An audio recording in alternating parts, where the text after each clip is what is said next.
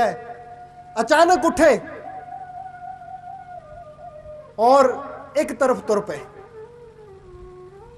तो उस वेले ਜਿਹੜੇ ਉਹਨਾਂ ਦੇ ਸੈਨਾਪਤੀ ਸੀ ਕਹਿਣ ਲੱਗੇ, प्रभु कित्थे जा रहे हो? श्री कृष्ण ने कहा, जल्दी रथ कड्डो। फटाफट उही मालकां वाली साखी, फटाफट जदों रथ कड्डिया गया तो उस वेले रथ ते सवार होके श्री कृष्ण तुरे, जंगल विच पहुंचे। तो जंगल विच जाके की देखदे हैं कि जंगल दे विच एक दलदल दे अंदर, एक दलदल दे अंदर एक हाथी दा बच्चा फसिया होया है। छोटा बच्चा है जो दलदल विच डुबदा जा रहा है, और ओदी मां, जो उस बच्चे दी मां सी हथनी, वो कोल खड़ी चिंगाड़ रही है, आवाज़ां में दे रही है, अपने बच्चे नूं बचाण वास्ते पुकार कर रही है।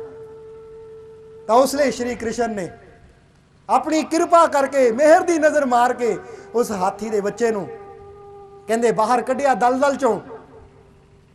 जदों दलदल चों बाहर कढ़िया तो उस हाथनी ने, उस बच्चे दी मां ने सुंड उठा के नमस्कार की और बच्चे नूं लैके चली गई। सेनापति ने कहा, महाराज ये की सी?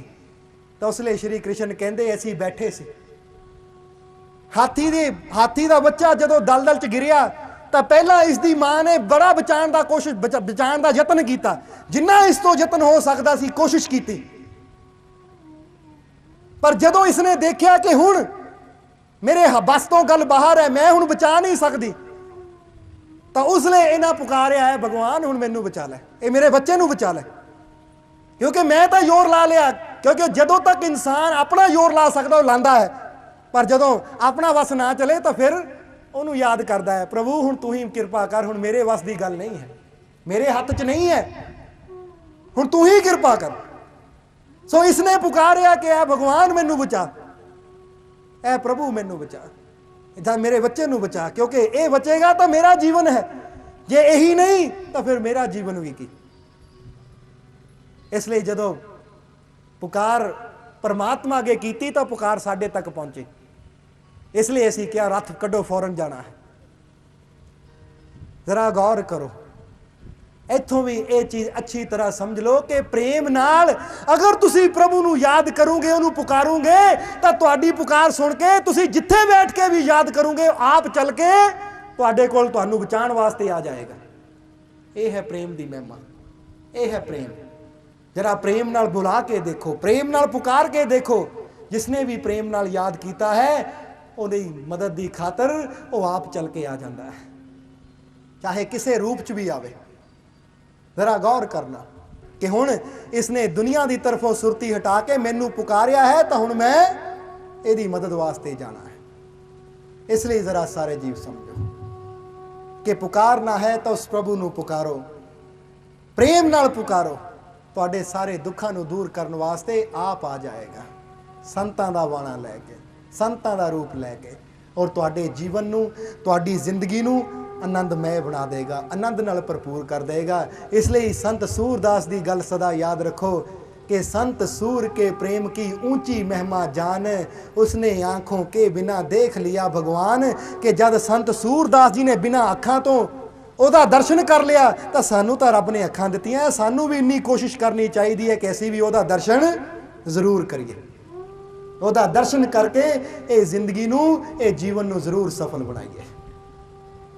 इसलिए सारे जीव ये गल जान लो कि संतां दे वचनां दे मुताबिक अगर इंसान चलेगा तो जीवन च कदी दुखी नहीं होएगा, क्योंकि धरती पर ही स्वर्ग है, धरती पर ही स्वर्ग है, नरक यहीं पर जान। स्वर्ग भी धरती ते है तो नरक भी धरती ते ही है। धरती पर ही स्वर्ग है, नरक यहीं पर जान, जैसी रखे नींव तू वैसा बने मकान। जिद्दां दी तुसी इत्थे नींव रखनी है उदां दा ही मकान बन जाना है। ये गल सदा याद रखियो, जे नींव कमजोर है तो मकान भी कमजोर है, जे नींव मजबूत है तो मकान भी मजबूत है, क्योंकि मकान की मजबूती नींव नाल हुंदी है कि जिहड़ी तुसी नींव रख रहे हो वो कैसी है। इसलिए इत्थे इशारा है नींव यानी तुहाडे कर्म, जिद्दां दे तुसीं कर्म करने आ वैसा ही मकान बन जाना है। अच्छे कर्म करूंगे, नाम जपूंगे, सेवा करूंगे, सिमरन करूंगे, दान करूंगे, अच्छे कर्म करूंगे, अच्छी नींव रखूंगे तो अच्छा मकान बनेगा, जिथे सुख ही सुख मिलेगा, आनंद ही आनंद मिलेगा, खुशियां ही खुशियां मिलणगियां। पर अगर नींव ही माड़ी रखेगी तो ऐसा मकान बनेगा जिथे दुख ही दुख होणगे, जिन्हों नरक कहा जाता है। क्योंकि इत्थे दुख मिलता है या सुख मिलता है, ये इंसान दे कर्म है। जो माड़े कर्म करता है, माड़ा बीज बोंदा है, उन्होंने फिर माड़ी फसल मिलती है। जो चंगा बीज बोंदा है, चंगे कर्म करता है, उन्होंने फिर चंगा ही फल मिलता है। इस करके ये तुसी देखना है कि तुसी कैसा बीज बो रहे हो, या तुसी देखना है कि तुसी कैसी नींव रख रहे हो। जैसी नींव रख दोगे उदा दा मकान बन जाएगा। जैसे कर्म करोगे वैसा तुहानू फल मिल जाएगा। अच्छे कर्म अच्छा फल, माड़े कर्म माड़ा फल।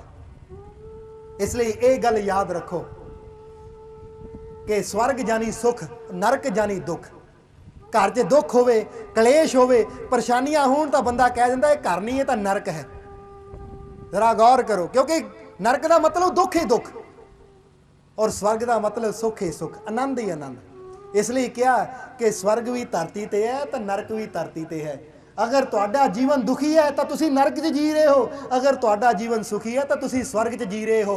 हुण ये स्वर्ग नरक बनाना तुहाडे हथ विच है। अच्छे कर्म करते चले जाओ, नाम जपते चले जाओ, सिमरन करते चले जाओ, तो तुसी स्वर्ग च घर बना रहे हो, खुशियां दे स्थान ते मकान खड़ा कर रहे हो।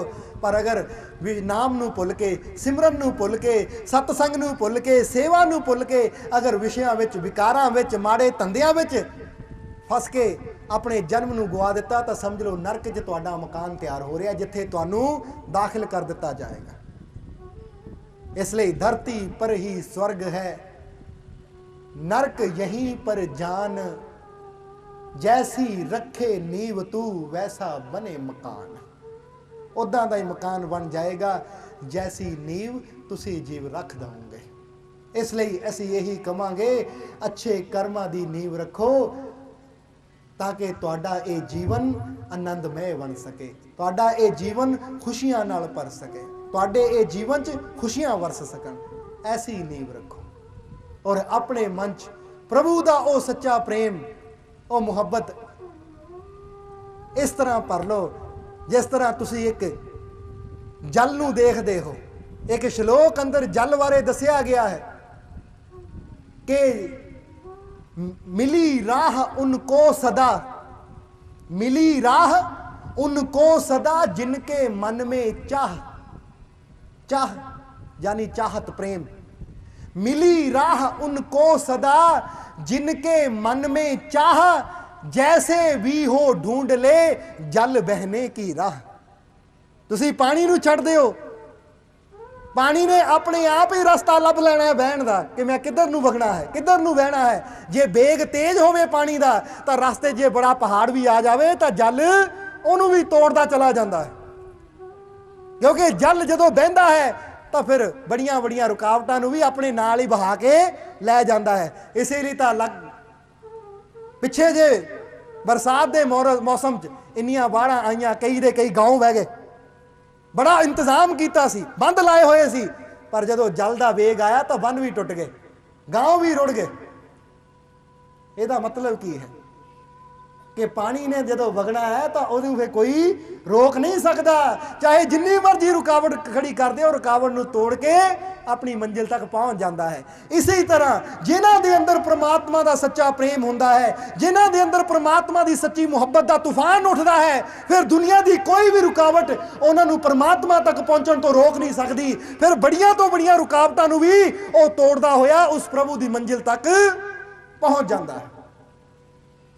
इसलिए अपने अंदर प्रेम पैदा करो, ऐसा प्रेम का तूफान अंदरों उठे, ऐसी मुहब्बत दी जरा गौर करो लहर अंदर आवे कि विषय विकारां दियां जिन्नियां रुकावटां है, जिन्ने सेतु है, ये सारे टुटदे चले जान और ये तुहाडा प्रेम, ये तुहाडे प्रेम दी धारा ये वगदी हुई सीधी परमात्मा रूपी सागर विच लीन हो जावे। फिर ही तुहाडी जिंदगी, फिर ही तुहाडा जीवन, फिर ही तुहाडा जन्म सफल है। नहीं तो समझ लो ये जन्म वे अर्थ है।